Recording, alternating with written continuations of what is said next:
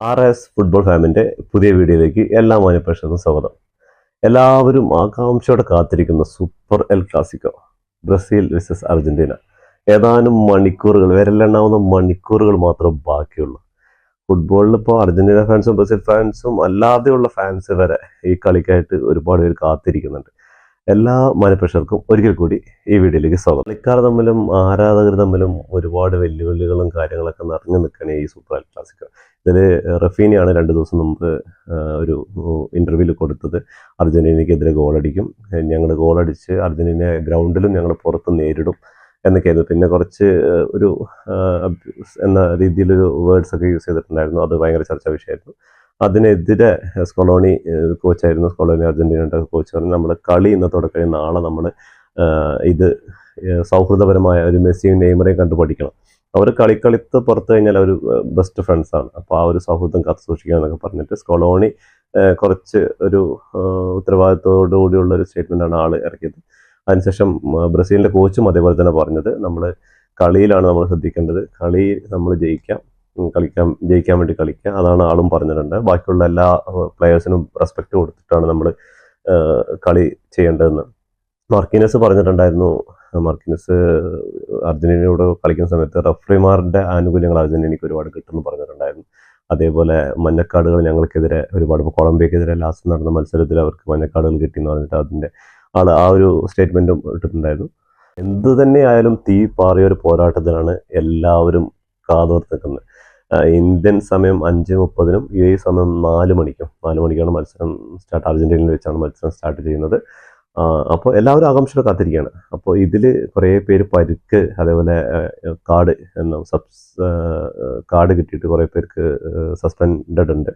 അപ്പോൾ അതൊക്കെ കൂടി നോക്കുമ്പോൾ അങ്ങനെ ഒരു രണ്ട് ടീമിലും കുറേ പ്രശ്നങ്ങളുണ്ട്. കുറേ പ്രശ്നങ്ങൾ എന്ന് പറഞ്ഞാൽ പരിക്ക് കാരണം മെസ്സി, നെയ്മറെ പോലുള്ള മെയിൻ താരങ്ങളില്ല. അതേപോലെ അർജന്റീന സൈഡിലും കുറേ താരങ്ങൾ പരിക്കുണ്ട്, കുറേ താരങ്ങൾക്ക് സസ്പെൻഷൻ കിട്ടിയിട്ടുണ്ട്. അങ്ങനെ ഒരു ഒരു ഒരു ടീമാണ് ഇപ്പോൾ കളിക്കാൻ പോകുന്നത്. അപ്പോൾ കളിയുടെ ഇത് നോക്കുന്ന സമയത്ത് അർജന്റീനയുടെ മിഡ്ഫീൽഡും ബ്രസീലിൻ്റെ ഫോർവേഡും തമ്മിലായിരിക്കും ഒരു മത്സരം വരിക. കാരണം അർജന്റീനയുടെ മെയിനായിട്ടുള്ള പറഞ്ഞാൽ ഒരു ടീമായിട്ട് കളിക്കുന്ന ഒരു ടീമാണ്. അവർ കുറേ കാലമായിട്ട് ഒരു സെറ്റ് ടീം. അതിലിപ്പോൾ കുറച്ച് പേര് പോയാൽ അവർ ഇപ്പോഴും ഉള്ള സ്റ്റാർട്ടിംഗ് ലെവലാണെന്ന് പറഞ്ഞാൽ എല്ലാവരും കുറേ കാലമായിട്ട് ഒരുമിച്ച് കളിക്കുന്നതാണ്.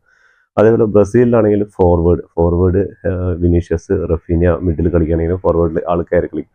അതേപോലെ റോഡ്രിഗോ, വിനീഷ്യസ് ജൂനിയർ, അങ്ങനെ അവർ ഒരു ഫോം അതായിരിക്കും ഇന്നത്തെ മത്സരത്തിൻ്റെ ഒരു ഇത് നിൽക്കുക.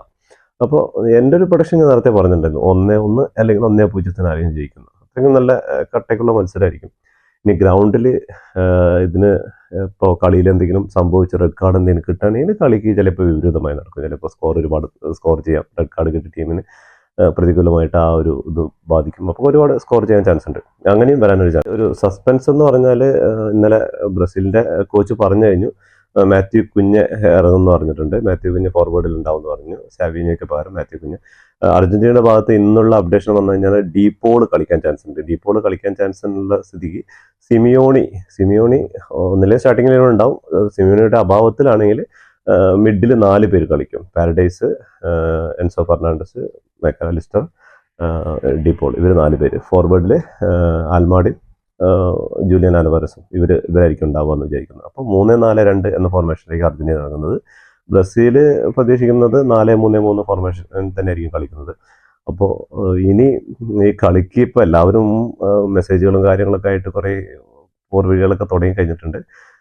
എന്തായാലും കാത്തിരുന്ന് കാണാം നമുക്ക് ഇതിൽ എന്താണ് റിസൾട്ട് എന്നുള്ളത്. ഓക്കെ, നിങ്ങളുടെ പ്രൊഡക്ഷൻ ആര് ജയിക്കും, എത്ര ഗോളിന് ജയിക്കും എന്ന് കമൻറ്റ് ബോക്സിൽ രേഖപ്പെടുത്തുക. ഈ ഒരു സൂപ്പർ എൽ ക്ലാസിക്കോയിൽ നെയ്മറും മെസ്സിയും കൂടി ഉണ്ടായിരുന്നെങ്കിൽ, എന്താ കാരണം കുറേ കാലത്തിന് ശേഷം നെയ്മറും മെസ്സിയും ഒരുമിച്ച് ഒരു എൽ ക്ലാസിക്കോയിൽ കളിക്കുന്നത്.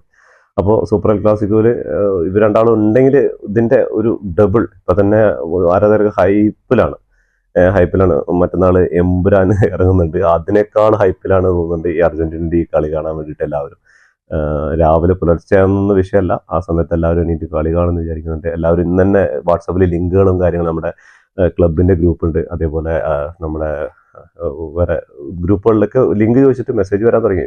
എന്തുണ്ടെങ്കിലും ലിങ്ക് അയക്കി, കറണ്ട് വരുന്നു അതൊക്കെ വിഷയമല്ല, TV ചാനൽ കാത്ത് നിൽക്കുന്നില്ല, ലിങ്ക് അയച്ചാൽ മതി എന്ന് പറഞ്ഞിട്ട് മെസ്സേജുകൾ. അപ്പോൾ അത്രയും ആവേശത്തിലാണ് നിൽക്കുന്നത്. അപ്പോൾ നിങ്ങളുടെ പ്രൊഡക്ഷനൊക്കെ കമൻറ്റ് ബോക്സിൽ രേഖപ്പെടുത്തുക.